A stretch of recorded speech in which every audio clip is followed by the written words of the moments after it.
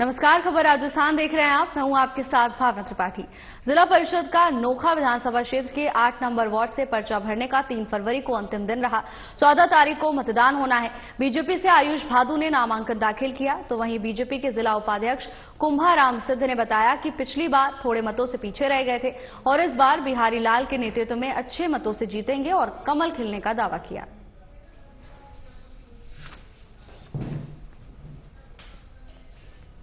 नोखा विधानसभा से 8 number ward का चुनाव आज पर्चा भरने की लास्ट तारीख है और 14 तारीख को मतदान है।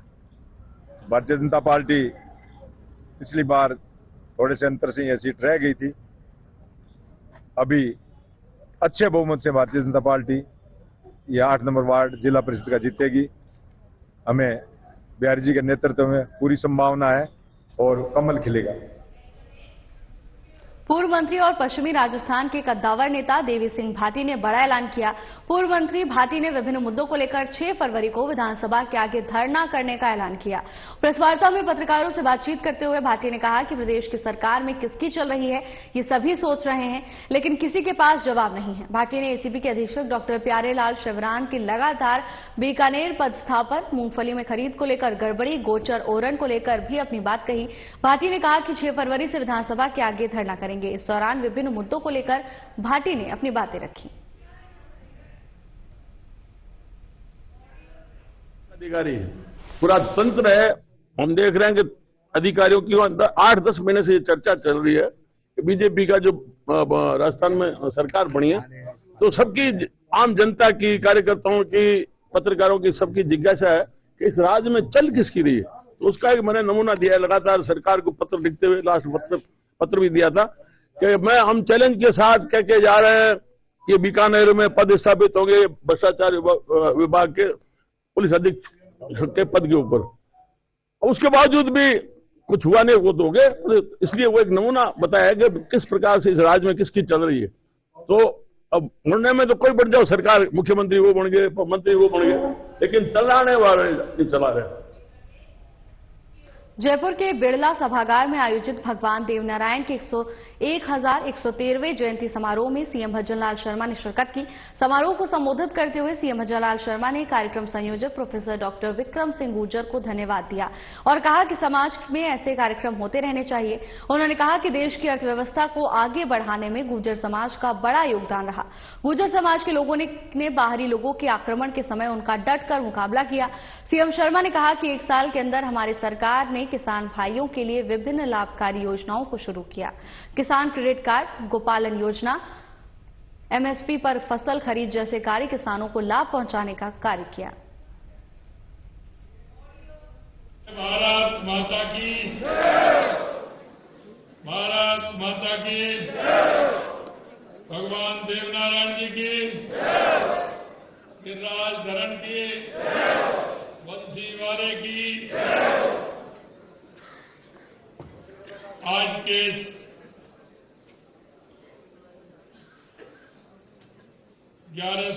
में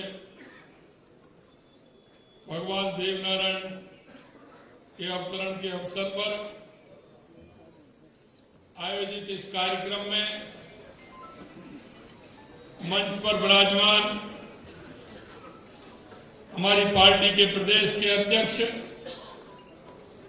और राज्यसभा के सांसद सम्माननीय मदन राठौड़ जी,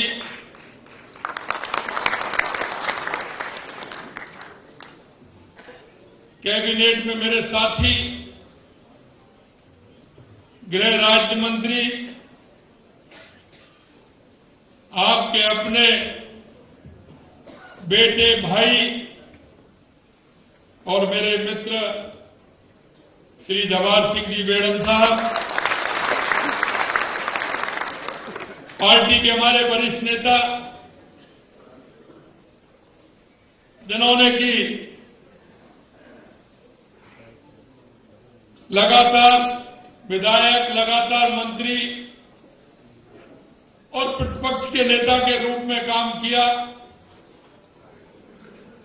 राजस्थान में उनकी पहचान एक तलक नेता की, तर्क संगत विधानसभा में जो अपनी बात रखने का मादा रखते हैं, ऐसे हमारे पूर्व नेता प्रत्यक्ष सम्मानीय राजेंद्र राठौड़ साहब, हमारे पार्टी के वरिष्ठ नेता, प्रदेश के अध्यक्ष, और जिनको अगर कोई भी टास्क देते हैं तो उसको पूरी करने की कोशिश ही नहीं, उसको पूरा करते हैं, ऐसे हमारे पार्टी के वरिष्ठ नेता पूर्व प्रदेश अध्यक्ष सम्मानीय अरुण चतुर्वेदी जी, हमारे पार्टी के प्रदेश के महामंत्री रहे हमारे देवनारायण बोर्ड के अध्यक्ष भाई ओम प्रकाश बढ़ाना जी, हमारी जयपुर की मेयर जिनका लगातार आप काम देखते हैं, श्रीमती सौम्या गुर्जर जी, जाट महासभा के प्रदेश अध्यक्ष सम्मानीय श्री राजाराम मील साहब, हमारे एसटी आयोग के अध्यक्ष भाई राजेंद्र नायक जी और गुर्जर महासभा के अध्यक्ष कालूराम जी गुर्जर साहब, पूर्व मंत्री मध्य प्रदेश रघुराज सिंह जी कसाना साहब, हमारे माडलगढ़ के विधायक उदयलाल बढ़ाना जी, हमारे कार्यालय के प्रभारी मुकेश पारीक जी, हमारे सपोटरा के विधायक अंसरा मीणा जी और विधायक करौली भाई दर्शन सिंह जी गुर्जर साहब, विधायक खेतड़ी धर्मपाल जी गुर्जर साहब और इस कार्यक्रम के संयोजक डॉक्टर विक्रम सिंह जी गुर्जर साहब और मेरे सामने बैठे मेरे पूजा योग बुजुर्गों, नौजवान दोस्तों और मेरी बेटी माता बहनें, सबसे पहले तो मैं आप सभी का अभिनंदन करता हूं, वंदन करता हूं, आप सभी को मैं नमन करता हूं। आज हमारे बीच में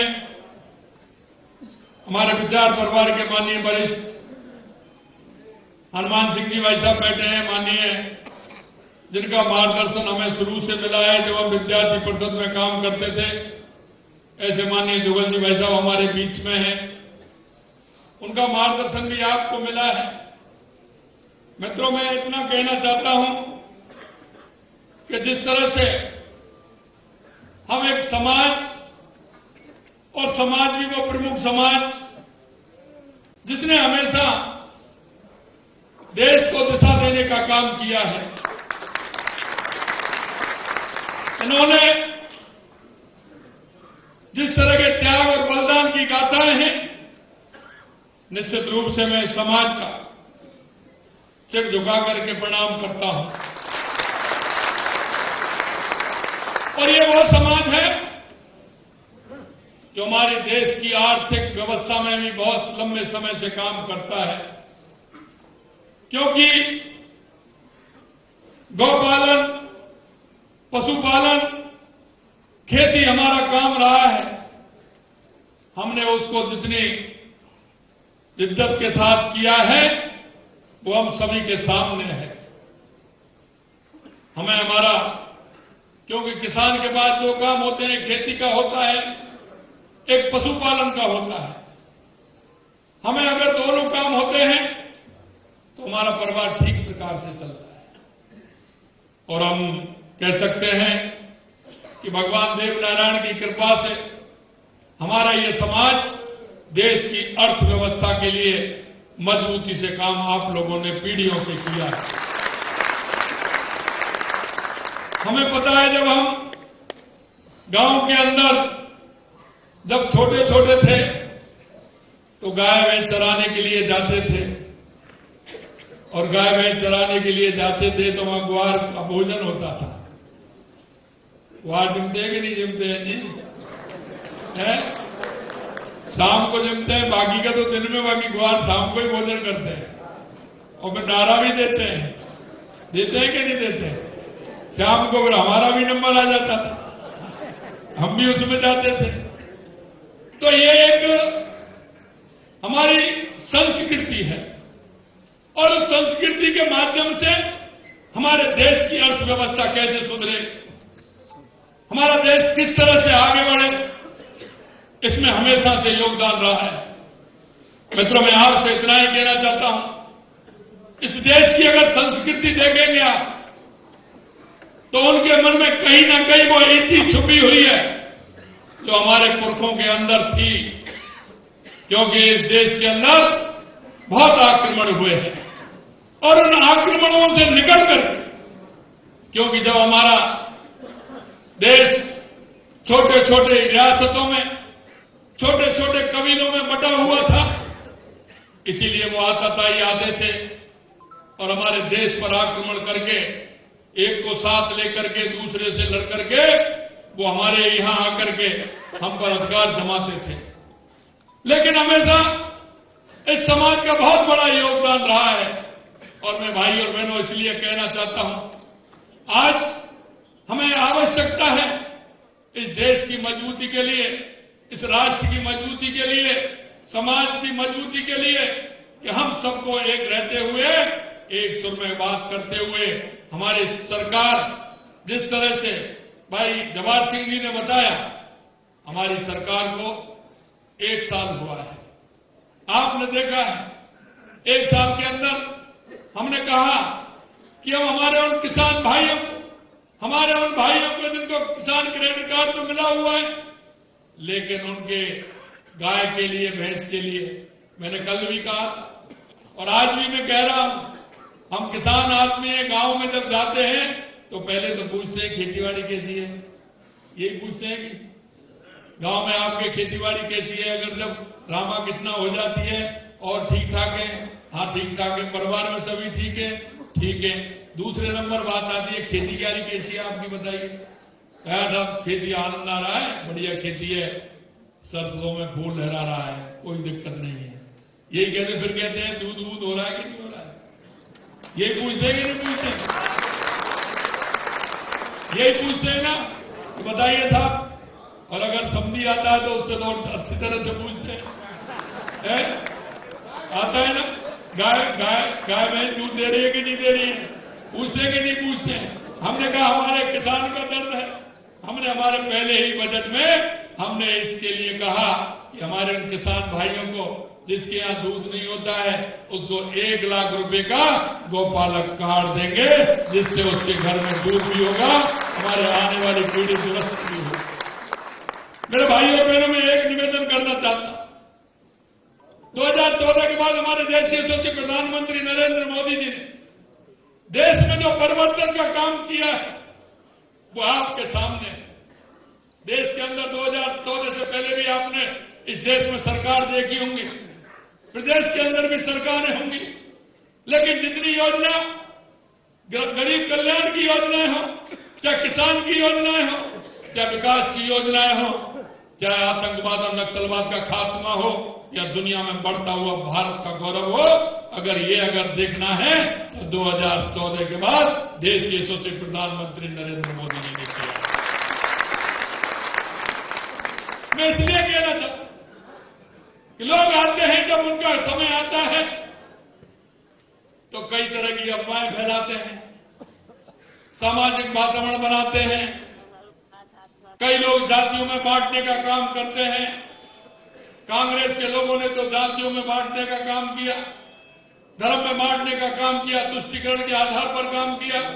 लेकिन मेरे भाई और बहनों, मैं एक बात कहना चाहता हूं, हम इस प्रदेश के नागरिक हैं, हम इस देश के नागरिक हैं, हमें सोचना होगा कि हमारा भला कौन कर सकता है और इस देश को दिशा कौन दे सकता है। आपने देखा हमारे बीच में हमारे कितने महापुरुष हैं, कितने महात्मा हैं, जिनकी एक एक पीढ़ी नहीं, 2-2, 3-3 पीढ़ियां खप गई और आज आपके सामने हमारे भाई साहब बैठे हैं।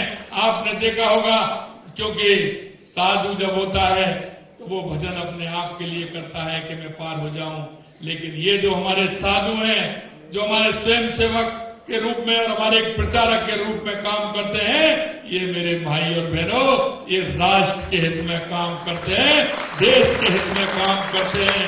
ये कितने लोगों अपने जीवन दे करके इस समाज में, इस देश के अंदर देशवासियों को जगा करके भारत माता को आगे देखना चाहते हैं। क्योंकि स्वामी विवेकानंद जी ने कहा था, 1893 में कहा था कि 21वीं सदी भारत की होगी। मेरे भाई और बहनों, ये देख रहे हैं कि 21वीं सदी भारत की होगी, उस नरेंद्र ने कहा था और ये नरेंद्र करके बता रहा है। ये परिवर्तन आपने देखा होगा। मैं आपसे कल मैं केवरी में गया, भगवान जगदीश जी के मंदिर के दर्शन का लाभ मुझे हुआ। मैंने भगवान जी के दर्शन किए और मेरे को वहां की जब कथा सुनाई कि किस तरह की वहां की कथा है, और मैं धन्यवाद देना चाहता हूं उन 12 गांवों को कि उन्होंने जिस तरह से भगवान जगदीश जी की संस्कृति को बढ़ाने का काम किया है, उन सभी को मैं बहुत बहुत धन्यवाद देता हूं, साधुवाद देता हूं। उन्होंने कहा कि हमारे यहां मंदिर बनना चाहिए। हमारे देश के यशस्वी प्रधानमंत्री नरेंद्र मोदी जी कहते हैं विकास भी और विरासत भी। हमारी संस्कृति को बढ़ाना चाहिए, हमारी विरासत को भी बढ़ाना चाहिए। हमने कहा ये आपका, आपने तो कहा है, लेकिन निश्चित रूप से भगवान जगदीश जी का मंदिर पूर्ण रूप से बनेगा, भव्य बनेगा, ये हमने उनको कहा। और मैं कहना चाहता हूं, जिस तरह से हमने देखा है लगातार हमारी सरकार काम कर रही है। हमने 100 करोड़ रुपए मंदिरों के लिए दिया है, 20 मंदिरों के लिए अब भी देने वाले हैं, और अभी भी आपने देखा होगा कि 100 करोड़ रुपए हमने खाटू श्याम मंदिर के लिए दिया है। गिरिराज धरण के लिए, पूछरी के लौटा के लिए 15 दिसंबर को शिलान्यास हुआ है, क्योंकि गिरिराज जी की तो कृपा ही अलग है। पूछरी के लौटा को कहां भूल जाएंगे, और पूछरी के लौटा की। तो देखो ये जी, हमारे कई लोग बोलते हैं अरे मुख्यमंत्री मंदिरों में जाते हैं। अरे भाई जी चिंता मत करिए, अभी आप कह रहे हो ये बात, लेकिन सब उसी की मर्जी है और वो ही करता है। और ये हजारों सालों से जो हमारी संस्कृति चल रही है, इसमें भगवान का ही आशीर्वाद है जो चल रही है।